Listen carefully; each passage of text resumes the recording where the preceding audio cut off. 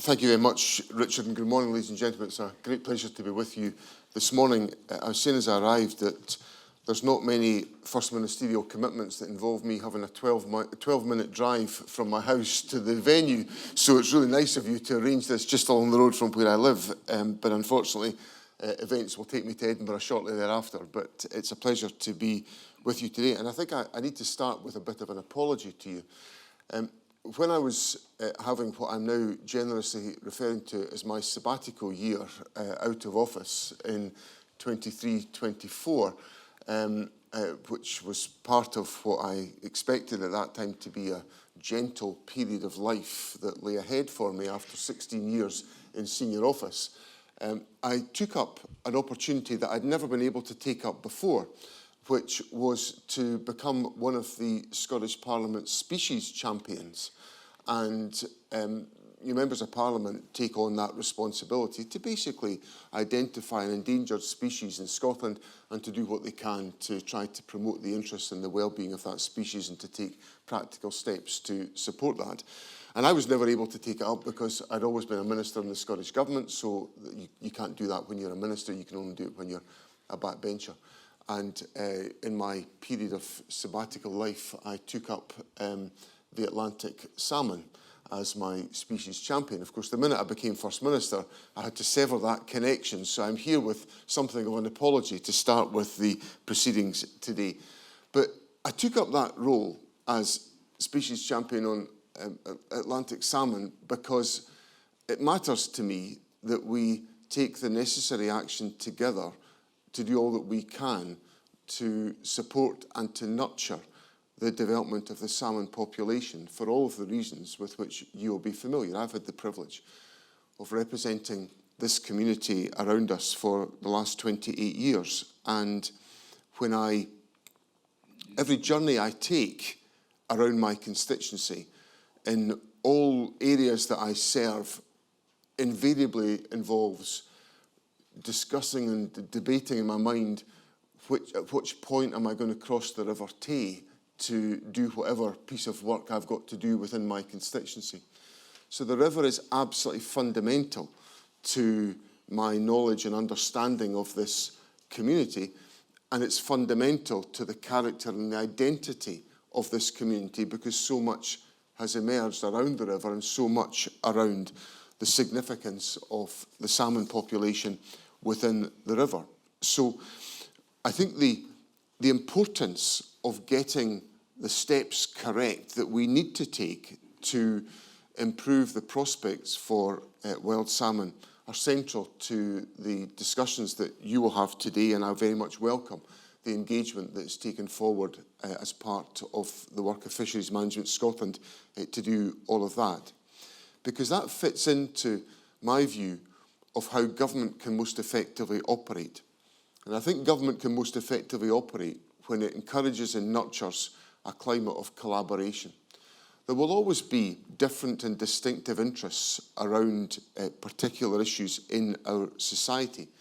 But what I've always felt is the best way forward is for us to have honest and candid conversation about how we can take the steps collectively to make the most of the shared interests that we have, and indeed to try to help us to resolve some of the competing interests that we have. So some of the debate, yesterday in Parliament there was a debate on the salmon farming industry, which was in relation to a committee debate, a committee report that has been published, and Marie Goujon, the Rural Affairs Secretary, was handling that debate on the government's behalf. And of course there are many conflicted views about the interrelationship between the wild salmon sector and the farmed salmon sector. And what I would just say at the outset is that I am keen to foster an environment and a climate of respectful discussion to enable us to try to overcome some of those challenges and differences of opinion about what is the best way for the sectors to develop and to thrive. Because it is so important that we get that right to make sure that we protect and promote the interests of the wild salmon community and the wild salmon population in Scotland. So in doing that, I want to start my comments by saying that my government's door is always open to the dialogue and discussion about these issues, and to foster and to nurture agreement around how we might proceed on many of these questions, because it's only by that dialogue and discussion and respectful conversation will we make any headway. And I say that because salmon has formed part of Scotland's natural wealth for centuries, and I don't think any of us want to be in a position where that is jeopardised in the future. The salmon is carved into 1,000-year-old Pictish stones in this community. Salmon remains intertwined with the wealth and the history of this region and of all of Scotland. And we know salmon as a keystone species within our country. It's a species that's needed to maintain the health and well-being of all the others around about it, and that includes the human population in our community. Wild salmon supports thousands of rural jobs, some in Scotland's most remote areas. And we all want to grow our local and regional economy sustainably, and that means passing on good fish stocks to the next generation. So this fits in directly to a number of the policy priorities of my government. My government is driven by 4 priorities: the eradication of child poverty, the improvement in economic performance, the journey to net zero through climate action, and improving our public services. And the work that is done in this sector is vital to supporting all of those different aspirations about creating economic opportunities in our rural areas to help lift children out of poverty, to grow our economy, our tourism. I was talking to Claire Mercer-Nairn when I arrived about the wonderful work that's going on at McClure Estate in my own constituency, boosting tourism through the connection with salmon. All of that is incredibly welcome.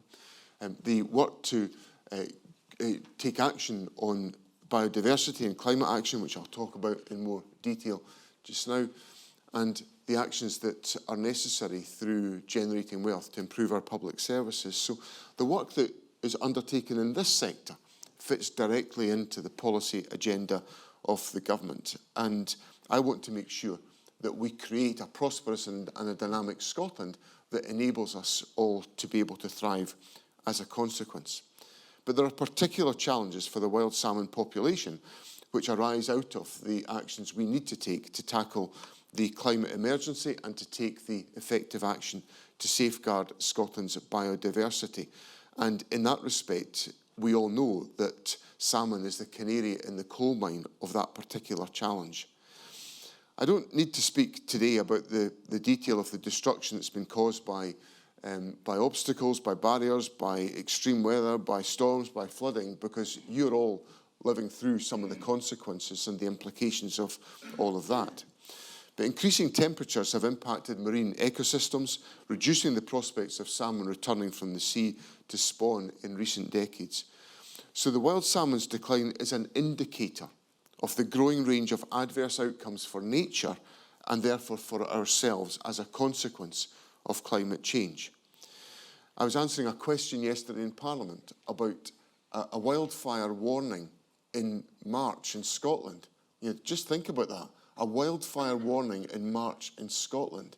It is an indication of the significance of climate change in our society, and the issues facing the wild salmon population are just another example of that. So we've seen a worrying, sustained downward trend in the numbers of returning salmon, as well as reductions in their growth at sea. This impacts everyone. It impacts the tourism, the investment we can attract. It impacts the employment we create in rural communities. Scotland without healthy wild salmon populations is a Scotland that will be deprived of some of the fundamental strength of our rural communities of the past. So the necessity for collaborative action is absolutely crystal clear. And we can act in the first instance by maximising the production of healthy wild salmon smolts leaving Scotland's rivers. All our fish depend on healthy rivers, lochs and seas, and above all, salmon need free access to cold, clean water. So if we want salmon to continue playing an important role in Scotland's lifeblood and heritage for many more generations to come, it's those cold, clean habitats that we need to preserve.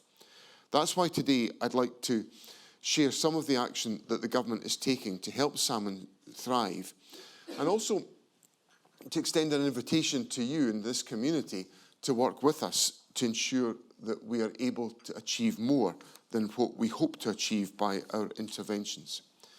There is a moral and a business necessity for us to act in this respect. A moral necessity because preserving the biodiversity or nurturing the biodiversity of our communities, of restoring that biodiversity from the degradation that has taken place is absolutely vital. But the business and economic opportunities that will flow from that are significant as part of the journey that we are taking to restore the natural habitats of Scotland. Our new biodiversity strategy, which was published in November last year, sets out our ambition to halt the loss of nature by 2030 and to make significant progress towards restoring nature by 2045. That 2045 ambition explicitly includes the restoration of Scotland's wild salmon through Scotland's Wild Salmon Strategy. Now, many of you here were involved in forming that strategy and continue to help to guide progress on the actions outlined in its implementation plan, which include a pioneering new risk assessment framework developed by SEPA for managing the impacts of sea lice from farmed fish on wild salmon, and the prohibition of the retention of salmon in coastal waters until the conservation status of salmon improves sufficiently. Through the removal of barriers to migration through river basin management planning, we've also managed to open up 1,400 kilometres of previously inaccessible habitat. And I saw a superb example of this in the River Leven a few months ago, where a collaborative project locally has led to the removal of significant obstacles on the River Leven and the encouragement of a restoration of the natural habitats and biodiversity within that area, which is also contributing towards measures to help to alleviate the risk of flood damage in the town of Levenmouth as a consequence. So there are gains to be made by that effective river basin management planning. Since 2021, the government's £65 million Nature Restoration Fund has awarded over £8 million to support projects in this industry, and another example of that work is the River Peffrey restoration project near Dingwall, which uses natural flood management techniques to reduce flooding while creating havens for wildlife. So my conclusion of that activity is that there's a shared vested interest for all of us to be able to draw together some of the measures that are taken to restore salmon population, to restore the natural habitat and the biodiversity, and to make progress on some of the action that's necessary on climate, whether that's through nature restoration or acting to alleviate the risk of flood damage in communities, which is growing as a factor in our society. So there's a number of steps the government has taken to provide cold, clean rivers for Scotland's salmon, and much of that relates also to the steps we're taking on woodland recreation and on healthy peatland as well. In 2020, we announced our commitment to invest £250 million over 10 years to restore 250,000 hectares of degraded peatland by 2030, and we're making good progress towards that ambitious target, with a total of around 75,000 hectares restored to date. In 2023, 175,000 hectares of land eligible for an enhanced grant rate under the Forestry Grant Scheme were also identified, providing funding opportunities to use riverbanks which can be kept cool through natural shade from woodland habitats, which obviously assists the salmon population. The Marine Fund Scotland has awarded £55 million in grants to over 300 projects since 2021, including £2.2 million to projects which benefit freshwater fisheries and wild salmon. So there are a range of interventions that are being taken practically by the government to turn the aspirations of the wild salmon strategy and the steps on biodiversity restoration that are now being put into practical effect and delivered on the ground.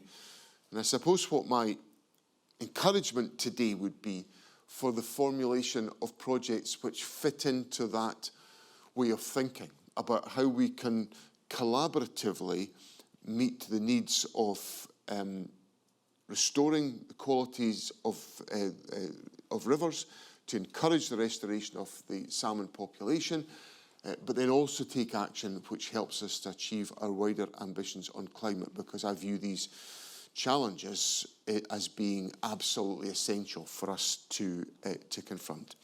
The last point I'd like to cover before I conclude is to make mention of the new Natural Environment Bill, which was recently introduced to Parliament, and which, if passed, will put in place statutory targets to restore and protect nature to support delivery of our net zero and biodiversity goals.